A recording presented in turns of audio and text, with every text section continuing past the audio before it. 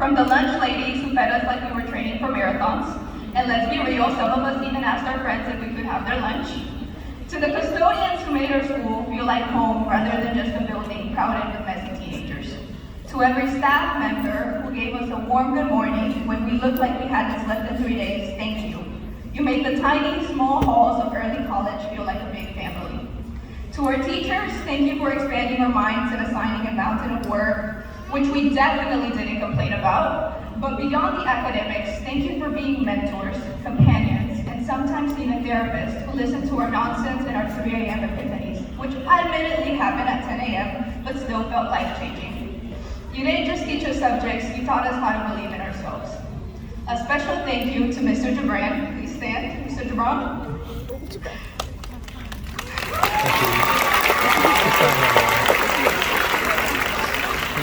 Who since freshman year has made me laugh and who sacrificed countless hours to support my nerdiest ambition with robotics.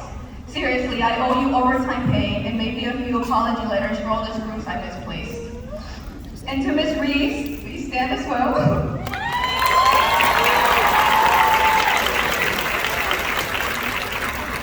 Who came into my life sophomore year but made it feel like she'd been there forever, always leaving me a chair next to hers, ready to hear my endless chatter. And of course, to Dr. D, who's retired now, but I'd like for her to stand.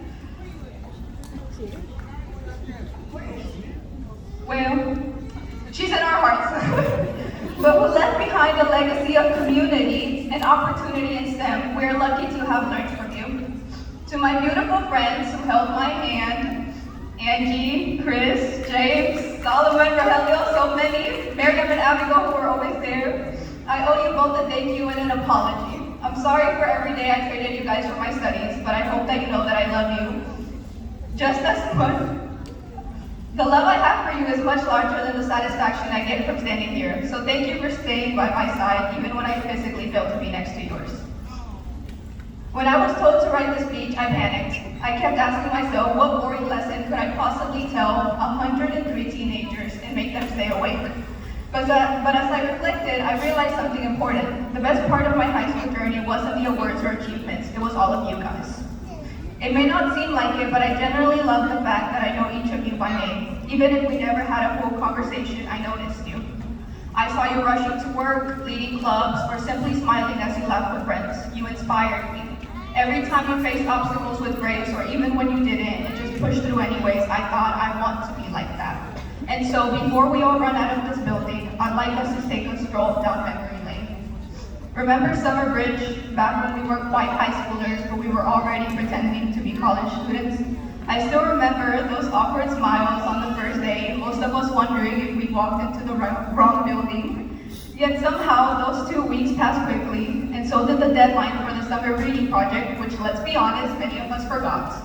But hey, we were just 8th graders with dreams bigger than our backpacks. Then came freshman year. I remember watching all of us tremble as we turned in our first essays to Miss Collier, praying she wouldn't notice how many times we used banned words.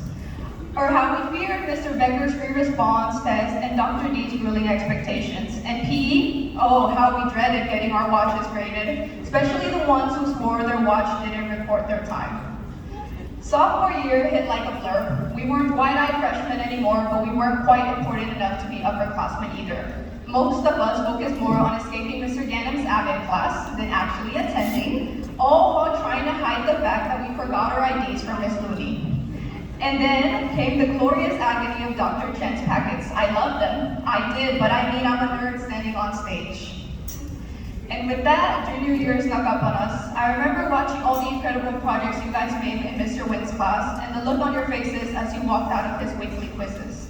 Our class shifted into AECHS online modules that we said were more flexible, and many mention of the SAT instant trauma. Let's just pretend we all did amazing, shall we? And then, almost without warning, we were seniors, the rulers of the school, or at least we'd like to think so. We started exploring beautiful and handsome options that could potentially fill our hearts and most importantly, our pockets. And no, I'm not talking about prom dates. I mean actual life-changing opportunities like college acceptances and scholarships. It was overwhelming at times, stressful, but we made it. We learned about finance from Mr. Stevenson, gave life lessons from every staff member we met, and somehow, through all the chaos, laughter, and tears, we grew up, and honestly, I couldn't have pictured it any other way. So I wish every single one of you the best of luck, and that you continue to be those silly teenagers who, no matter what, still turn in that assignment at 11:59. It has been my pleasure to be your classmate, your friend, or simply that random girl you always saw studying. And now, as I force you to sit through this long speech, I also want to thank my family, because if not for them, I wouldn't be standing here in this cap and gown pretending not to cry in front of all of you. To my siblings and sister-in-law, thank you for the hundreds of car rides, some willing, some less than, and for helping raise me. To my niece, who won't remember this day, but whose tiny smile lights up my world. To my father, who I hope is listening from heaven, proud of the young lady I've become. And to my incredible mother. Tú estás en todo lo que yo soy, mami, y por tus sacrificios es que he podido llegar aquí. And last but not least,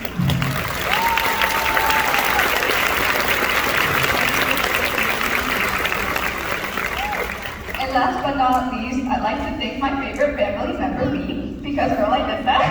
Thank you.